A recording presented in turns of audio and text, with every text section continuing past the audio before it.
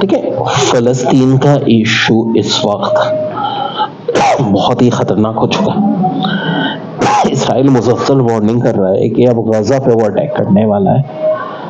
1 رمضان کو ایک مقدس دن جو مسلمانوں کے لیے مقدس ترین دن ہے۔ دیکھیں یہ ہے میپ مڈل ایسٹ کا، یہ ہے ہمارا ایجپٹ، یہاں ریڈ سی اور یہ ہے سوئس کینال، دنیا کا سب سے امپورٹنٹ روٹ، اور ادھر ہے میڈیٹیرین سی جسے بحر روم کہتے تھے کبھی، اور یہ کبھی بحر ہیمر کہلاتا تھا۔ دنیا کا میجورٹی جو ٹریڈ ہے وہ یہیں سے ہوتا ہے، سوئس کینال سے، کیونکہ اگر نہ ہو تو بہت بڑا افریقہ کراس کرنا پڑتا ہے۔ اب سوئس کینال پہ کسی زمانے میں برٹن فرانس کا کنٹرول تھا، اور 1956 میں جب جمال عبد الناصر نے سوئس کینال کو اپنے کنٹرول میں لیا تو برٹن، فرانس، اسرائیل تینوں نے مل کے حملہ کر دیا تھا ایجپٹ پہ، اور USSR کی دھمکی کے بعد ان تینوں ملکوں کو جنگ سے پیچھے ہٹنا پڑا تھا، اور تب سے سوئس کینال پہ ایجپٹ کا کنٹرول ہو گیا تھا۔ لیکن 1967 کی وار میں اسرائیل نے ایجپٹ سے سوئس کینال چھین لی تھی، اور 1973 میں دوبارہ ایجپٹ نے اسرائیل سے سوئس کینال لی۔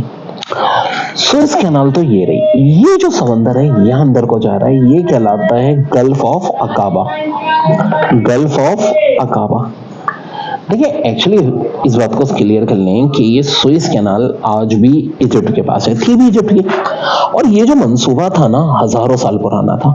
فرعون نے بھی ایک بار سوچا تھا، کیونکہ دونوں بڑے اہم سمندر ہیں، کہ یہاں پہ کوئی روڈ بنا لیا جائے۔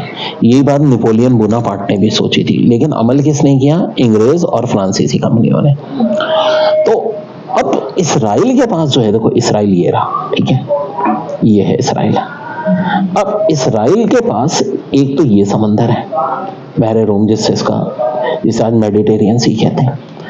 67 سے 73 جب سوئس کینال پہ بھی اسرائیل کا قبضہ رہا، اسرائیل نے بہت پیسے کمائے، کیونکہ جو جہاز یہاں سے گزرتے تھے اسرائیل ان سے ٹیکس لیتا تھا۔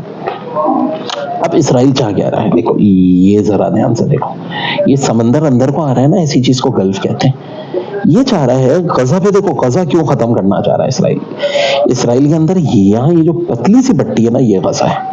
یہ چاہ رہے ہیں کہ غزہ کو ختم کر دیں، وہاں کے سارے فلسطینی مسلمانوں کو مار کے یہ نا ایسے پٹے نکالنے میڈیٹیرین سی تک، ٹھیک ہے۔ یہ ان کا ایک شیطانی منصوبہ ہے اس حوالے سے، ٹھیک ہے، یہاں سے جانا، اور اگر خدا نخواستہ یہ ہو جاتا ہے تو ظاہر ہے وہ غزہ تو صورت میں ختم ہو جائے گا، کیونکہ دیکھیں ابھی یہ جو رش ہے نا بڑا زیادہ ہے یہاں پہ، بحری جہاز ادھر سے، ٹھیک ہے۔ اب ہوگا کیا کہ یہ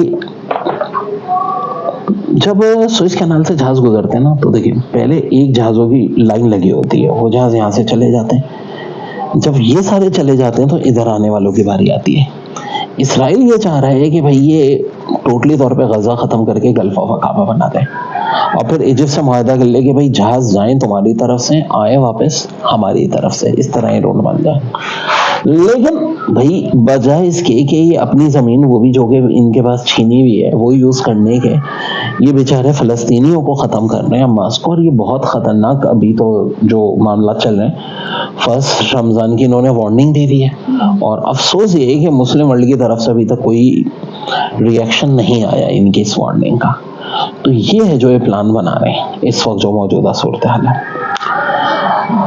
اب سلسلہ یہ ہے کہ حماس کو جو سپورٹ کی توقع تھی مسلمان کنٹریز کی طرف سے وہ نہیں ہوئی۔ دوسرا یہ بھی لگ رہا تھا کہ امریکہ شاید اسرائیل کو زیادہ عرصے تک سپورٹ نہیں کرے گا، لیکن وہ امید بھی دم توڑ رہی ہے، اور اسرائیل خود بھی شاید یہ جنگ روک دے گا، کیونکہ اسرائیل کی اکنامی بہت متاثر ہو رہی ہے۔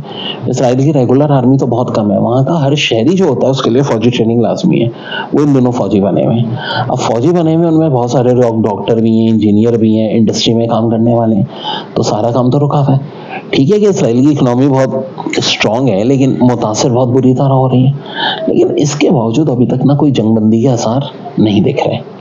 تو بس اللہ تعالیٰ بہتر کرے بیچارے فلسطینیوں کے لیے۔